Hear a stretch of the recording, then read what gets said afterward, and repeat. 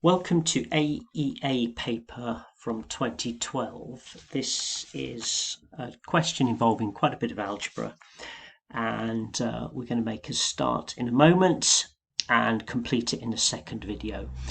So we're going to look at part A first, and we're given this cubic expression here for y, which has already been factorized for us, and we've just got to state really what the coordinates of P and Q are. Well, it's quite clear from here that P is going to have coordinates negative a, comma 0,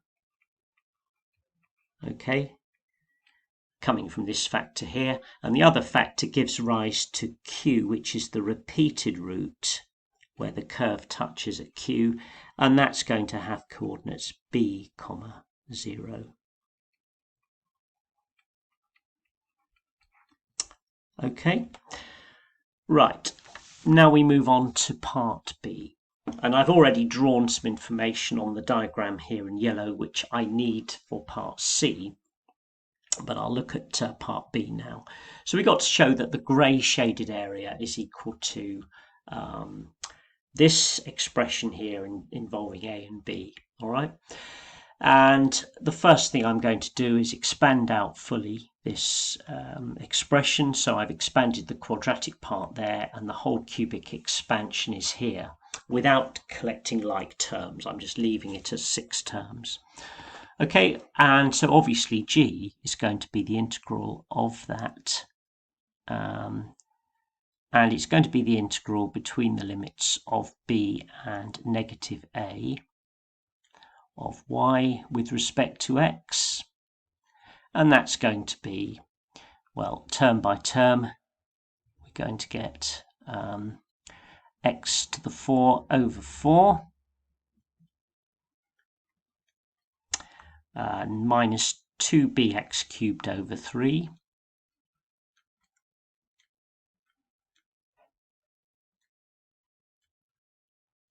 okay, then we're going to get b squared x squared over 2 plus b squared x squared over 2. Then we're going to get we're going to get ax cubed over 3 and we're going to get negative abx squared, and finally plus ab squared x. And all of that is between the limits of b and negative a. Now, what I'm going to do is I'm going to work out 12g, because that will take out all the fractions from the integration.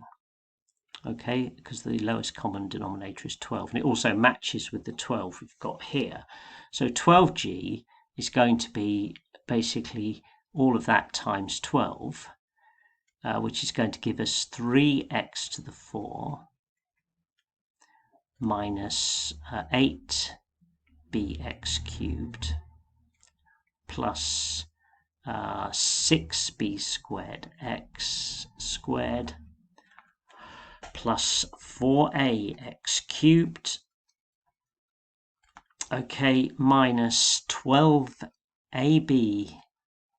x squared plus 12ab squared x.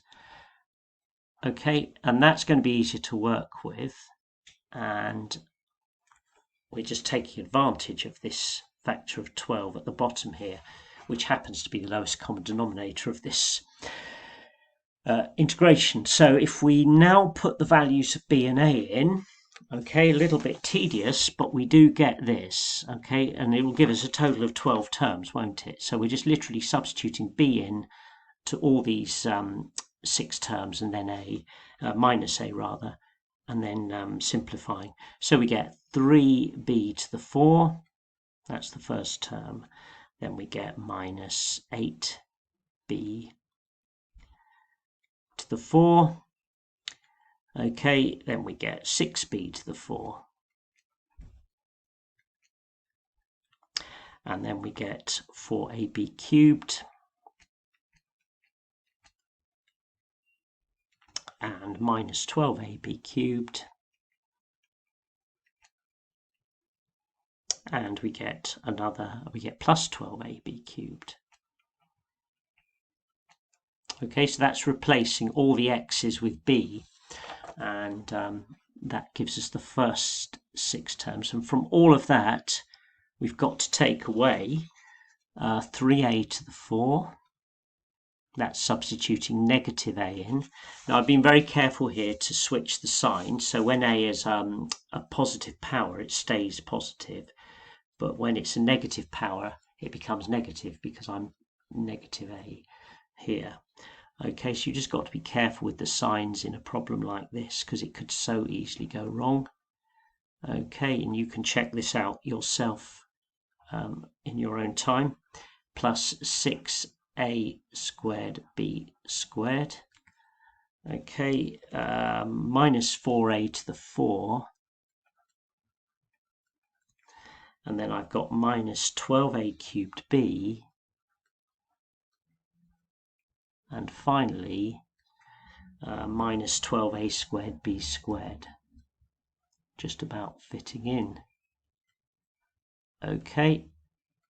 It really is just about fitting in. Okay, now when you process all of that, carefully watching the signs, you do get that 12g is equal to a to the 4 plus 4a cubed b plus 6a squared b squared plus 4ab cubed plus b to the 4.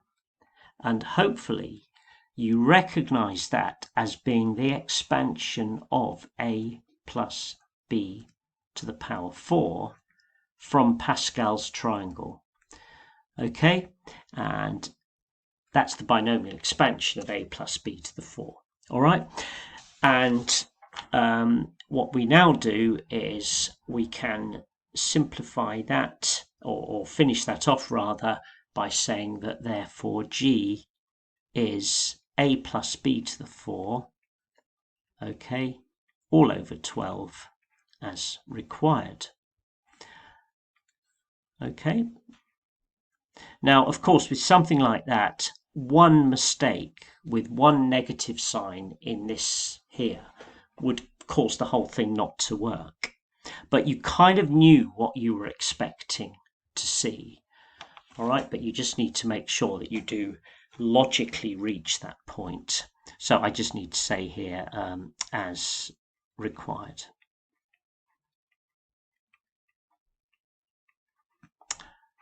Okay, now that takes us to the end of part B.